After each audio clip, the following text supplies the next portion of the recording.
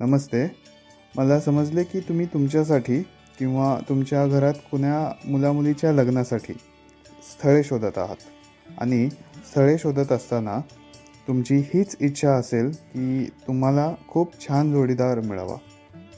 त्यासोबतच या दरम्यान काही गडबड होऊ नये याची थोडीशी काळजी, भीतीसुद्धा तुमच्या मनात असण्याची शक्यता आहे. परंतु आता काळजी नसावी. यावर एक खूप मजबूत अशी गोष्ट आहे जी तुम्हाला मदत करू शकेल आणि ती गोष्ट म्हणजे ज्योतिषशास्त्र. आशा आहे की स्थळे पाहत असताना, पाहुणे पाहत असताना तुम्ही कुंडली, पत्रिका पाहण्यावर सुद्धा विश्वास ठेवत असालच.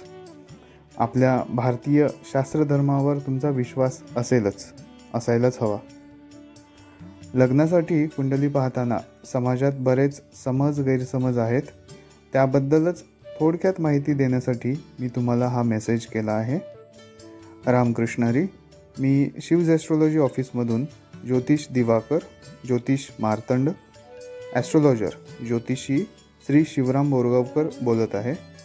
तर ज्यावेळेस मी लोकांना विचारतो की लग्नासाठी कुंडली, पत्रिका पाहत असताना तुम्ही किंवा तुमचे ज्योतिषी काय पाहता, तेव्हा जवळपास 99.99% लोक सर्वजण एक उत्तर हमखास देतात. ते म्हणजे वर-वधूचे एकमेकांसोबत गुण किती जुळतात ते पाहणे. 36 पैकी 18पेक्षा अधिक गुण म्हणजे पास आणि 18पेक्षा कमी गुण म्हणजे नापास असं आपण समजतो. तर इथे मला पहिला गैरसमज दूर करायचा आहे. तो म्हणजे गुणमिलन पाहून कधीही कोणताही निर्णय घेऊ नका. गुणमिलन पाहून कधीही कोणताही निर्णय घेऊ नका. गुणमिलन पाहूनच जर लग्नाचा निर्णय घ्यायचा असेल तर मी म्हणेन की तुम्हाला ज्योतिषांकडे सुद्धा जाण्याची गरज नाही. कारण आजकाल वेबसाईट, ॲपमध्ये तुम्हाला स्वतःलाच गुण किती जुळतात ते दिसू शकते.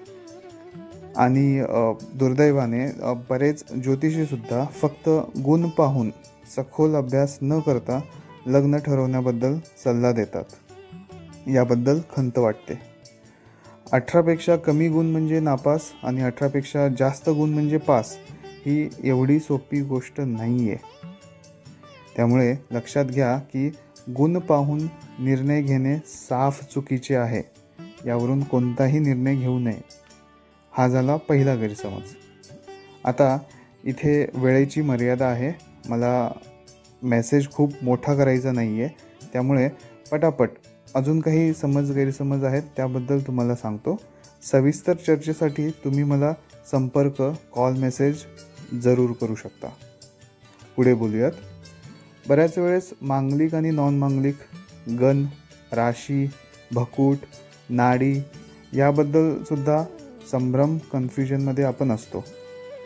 या गोष्टी नेमक्या काय आहेत, याबद्दल निर्णय नक्की कसा घ्यावा, थोडक्यात सांगतो की समोरील व्यक्ती मांगलिक आहे किंवा नाही यावरून सुद्धा कोणताही निर्णय घेऊ नये. याचा निर्णय मुलगा आणि मुलगी दोघांची कुंडली पाहूनच करता येतो. त्यासाठी दोघांची वैयक्तिक कुंडली पाहावी लागते. तसेच एक नाडी आहे या कारणामुळे सुद्धा कोणताही होकार किंवा नकाराचा निर्णय घेऊ नये. आणि त्याचप्रमाणे गण, राशी, भकूट हे पाहून सुद्धा कोणताही निर्णय घेऊ नये. मग काय पाहावं बरं कुंडलीमध्ये? लग्नासाठी मॅचमेकिंग करत असताना मी माझ्या अभ्यासात काय काय गोष्टी पाहतो याबद्दल इथे थोडीशी माहिती देत आहे. तर मुलगा आणि मुलगी दोघांची कुंडली एकमेकांना सपोर्ट करते की नाही, एकमेकांशी जुळवून घेते की नाही, अनुकूलता दाखवते की नाही हे पाहणे जरुरी आहे. म्हणजे गुणमिलन महत्त्वाचे नाही आहे तर कुंडली मिलन महत्त्वाचे आहे. गुणमिलनापेक्षा कुंडली मिलन होणे जरुरी आहे. या ठिकाणी मुलगा आणि मुलगी दोघांच्याही कुंडलीचा डिटेल, सखोल अभ्यास करावा लागतो. वेगवेगळ्या वर्ग कुंडल्या असतात, त्या वेगवेगळ्या वर्ग कुंडलींचा देखील अभ्यास करावा लागतो. वैवाहिक जीवनासाठी दोघांची कुंडली एकमेकांना सपोर्ट करते का, अनुकूलता दाखवते का हे पाहणे गरजेचे आहे. त्याचबरोबर अजून काही गोष्टींचा देखील विचार मी करत असतो. जसे की संतानसुख कसे असेल, प्रेमसंबंधाचे काही योग आहेत का, विवाह विलंबाचे काही योग आहेत का, व्यक्ती कसा आहे, स्वभाव कसा आहे, व्यक्ती तापट स्वभावाचा आहे का, व्यक्तीचे सासरी संबंध कसे असू शकतील, व्यक्ती चारित्र्याने कसा आहे, विवाहबाह्य संबंधात एक्स्ट्रा मॅरिटल अफेअरमध्ये जाण्याची काही शक्यता आहे का, व्यक्तीची इच्छाशक्ती कशी आहे, व्यक्ती नशेत एखाद्या व्यसनात असेल तर त्या व्यसनातून बाहेर येऊ शकेल का, व्यक्ती मानसिकदृष्ट्या कसा आहे, व्यक्तीचे करिअर कसे राहील, व्यक्तीमध्ये किती समंजसपणा आहे, ॲडजस्टमेंट करायची तयारी आहे का, दुसऱ्याला समजून घेण्याची तयारी आहे का, दुसऱ्यांच्या भावना व्यक्ती समजून घेऊ शकतो का, व्यक्तीचा जरी तापट स्वभाव असला तरी तो वैवाहिक जीवनाला त्रासदायक ठरेल का, त्याचे आपल्या जोडीदारावर प्रेम असेल का. या सर्व गोष्टींचा आणि इतरही काही गोष्टींचा अभ्यास मी कुंडली जुळते की नाही हे पाहत असताना करत असतो. आशा आहे तुम्हाला हे काही गैरसमज लक्षात आले असतील. तर वरील गोष्टींचा व्यवस्थित विचार करावा आणि कुंडली मिलन नक्की चांगल्या प्रकारे करूनच कोणत्याही स्थळाबद्दल लग्नासाठी निर्णय घ्यावा.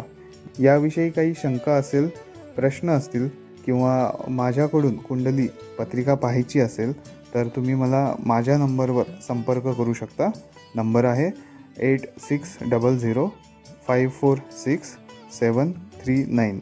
अधिक माहितीसाठी माझ्या वेबसाईटला भेट द्या www.shivastrology.com.